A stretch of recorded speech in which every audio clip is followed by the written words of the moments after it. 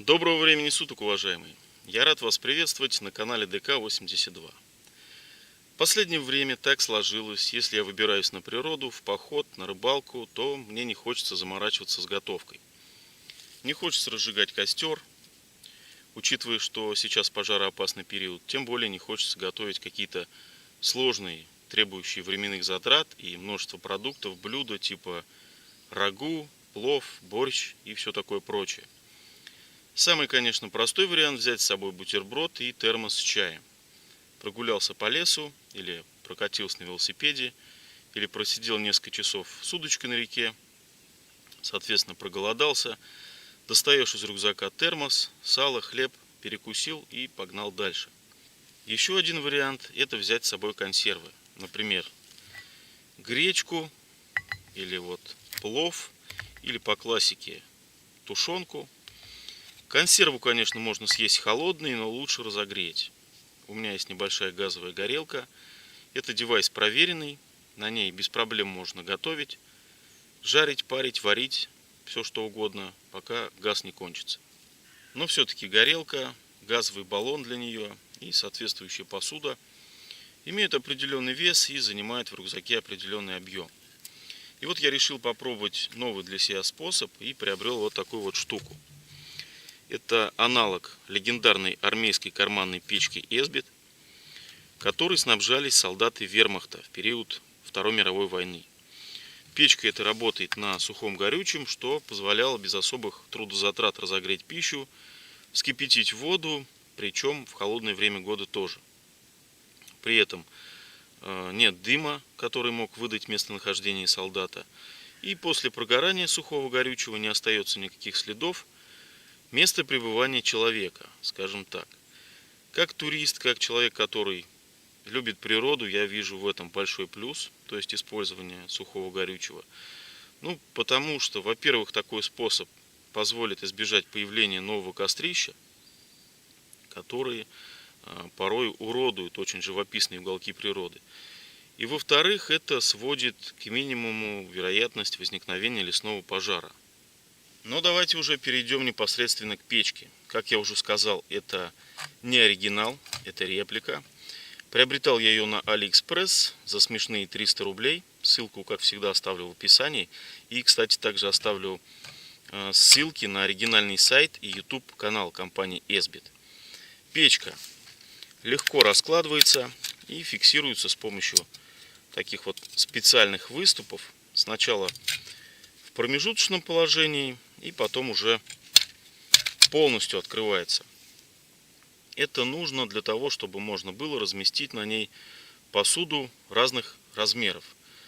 Когда она в среднем, скажем так, положении, можно разместить банку тушенки или небольшую кружку. И когда она открыта полностью, можно разместить посуду побольше, например, вот такой вот чайник. Внутреннее пространство печки предназначено для запаса топлива. Здесь у меня поместились охотничьи спички в блистере. Это из армейского сухпая. И 5 таблеток сухого горючего.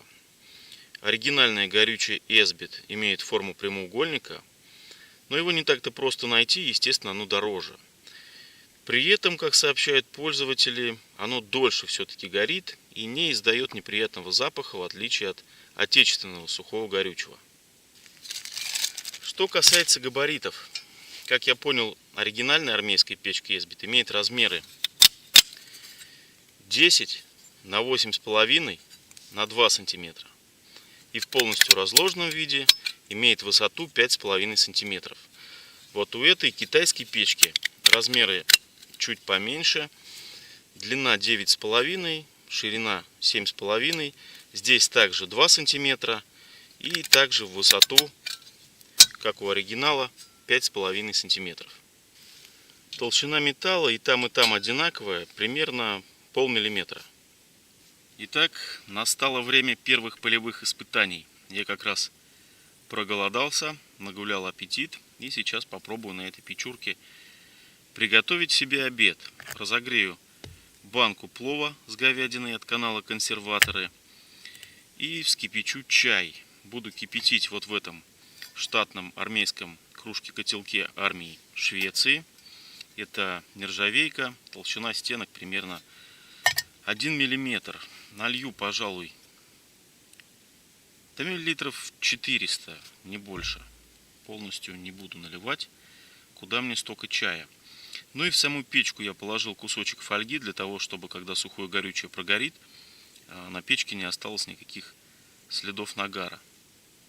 Сами таблетки я поставил вот таким вот образом. Слышал, что таким способом достигается максимальный эффект, скажем так. Повышается коэффициент полезного действия, теплоотдача. Итак, начнем с чая. Так как вода, думаю, будет закипать дольше, чем греется плов, ставим печку в среднее положение, потому что в максимально открытом кружка-котелок проваливается. Помещаем 2 таблетки, как я уже сказал, и поджигаем. У меня для этого специально припасена турбозажигалка. Ну, погнали.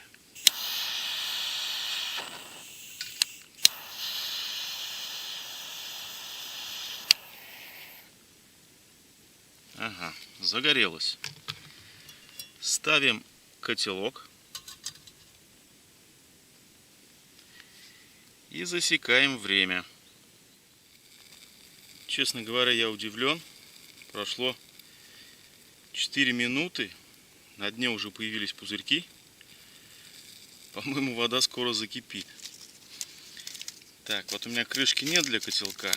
Но для увеличения КПД можно положить сверху фольгу. Думаю, так закипит еще быстрее. Прошло 8 минут. Вода закипела. Слушайте, ну интересная тема. И не сказать, чтобы какой-то запах прям исходил неприятный. Я, в принципе, ничего такого не чувствую. И, как можно видеть, еще осталось не прогоревшее сухое горючее. Можно, конечно, попробовать на этих остатках сейчас разогреть еще плов. Но, наверное, пока я его буду открывать и перемешивать, не успею. Ладно, сейчас положу, наверное, новую таблетку. Пусть немножко вода перекипит посильнее. Ну, здорово, мне нравится. Быстро, нетрудозатратно. Поставил печку, положил сухое горючее, поджег. Пожалуйста, 8 минут и чай готов. Все по-разному греют консервы. Кто-то вскрывает банку, кто-то не вскрывает. Целиком ставит ее на огонь или на угли. Следит за ней. То есть она начала вздуваться, снимают с огня. И она готовая. Кто-то перемешивает, кто-то перекладывает содержимое консервы на сковородку. Я обычно делаю так. Открываю. Немножко отъем.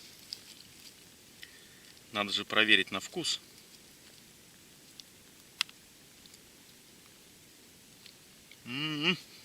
Парни, консерваторы, респект. Очень вкусно. Делаем такое вот отверстие посередине. Добавляем туда воды. Можно горячий. И вот уже в таком виде ставим банку на огонь. В данном случае на печку. Прошло еще минут 7. Плов полностью разогрелся. Я его пару раз перемешивал.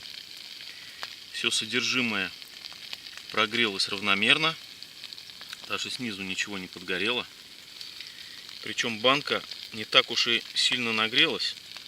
То есть ее вполне можно взять вот так вот рукой и снять с огня. Сухое горючее почти полностью прогорело. Я считаю, опыт удался.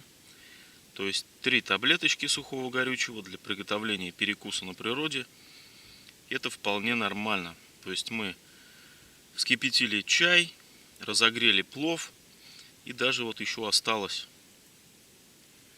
А помимо плова и чая. У меня сегодня к столу корочка хлеба, пучок зелени, замечательный помидор прямо с грядки.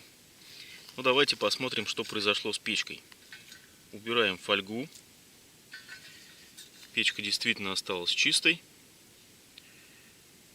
Практически она не закоптилась. Попробуем закрыть. Да, нормально. Попробуем открыть. Прекрасно. Прекрасно. Нигде ее не повело, не покорежило. Я считаю, что опыт сегодняшний удался. Я своим приобретением очень доволен. Буду продолжать испытания этой печурки. А на сегодня это, пожалуй, все. Я буду обедать. Вам еще раз всем приятного аппетита. Смотрите другие мои видео, ставьте лайки, пишите комментарии. И, конечно, ходите в походы, берегите природу. С вами был ДК. Всем пока.